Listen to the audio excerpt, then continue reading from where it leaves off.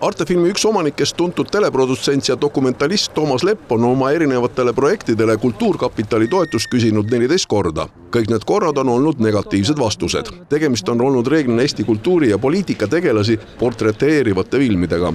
Antud juhtumi korral küsiti toetust president Arnold Rüütlist rääkiva eluloo filmi lõpptöötluseks summas 5850 €, aga ei saadud. Mulle tundus nagu mitte usutav, et kultuur audiovisuaal sihtkapitali nõukogu jagab kõiki toetusi häältega 7-0. Samuti hakkas Lepale silma, et paljud taotlused rahuldatakse just nende samade liikmete kasuks, kes seal otsustavad. Lihtsalt otsustamise ajaks neid ruumis pole. Selle vaidluse juures toetutakse siis nii-öelda haldusmenetluse seadusele, mis ütleb, et iga haldusotsus peab olema kohtulikult kontrollitav. Unustades ära kõigepealt Kultuurkapitali selle sätte, millest me siin just rääkisime, et Kultuurkapitali otsuseid vaidlustada.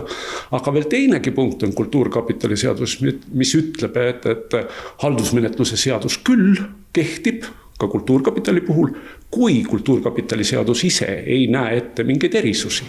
Just see on see koht, mis ongi vaidluse objektiks. Teine pool on projektide hindamine rahastamise otsusteks. Kultuurkapitali juht näeb, et nende puhul ei ole selles osas küll vaja midagi muuta. Välja kujunenud metoodika on piisav.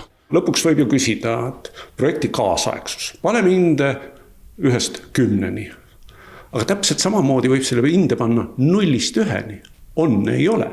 Ja see on täpselt see, mida eksperdid teevad. Ja iga ekspert ükshaaval. Ja siis 7 eksperdi selline ühisarvamus, alati mitte ühisarvamus, vahel ka hääletatakse, on siis see, et 1-0 süsteemis kas on kaasaegne või ei ole kaasaegne. Ei saa olla Eestis siiski ka kunsti hindamise otsus peaks saama vaidlustada. Ükskõik mis alusel seda siis tehakse. Praegune Kultuurkapitali seadus paragrahv 16 nagu ütleb, et neid otsuseid ei vaidlustata. Ja mina ei vaidlustanudki seda otsust, vaid ma vaidlustasin selle vaide. Kultuurkapitali 30-aastase eksistentsi jooksul on otsused vaid kohtus 2 korda kaevatud. Siinkohal on Kultuurkapital kindel. Sellega minnakse edasi ringkonnakohtusse, et see õigusselgus saada. Alikmaa on kindel, et summa, mis nüüd kulub kohtuvaidlustele ja on suurem kui 5000 €, tasub seda ära, et tulevik erinevate projektide rahastamisel oleks läbipaistvam.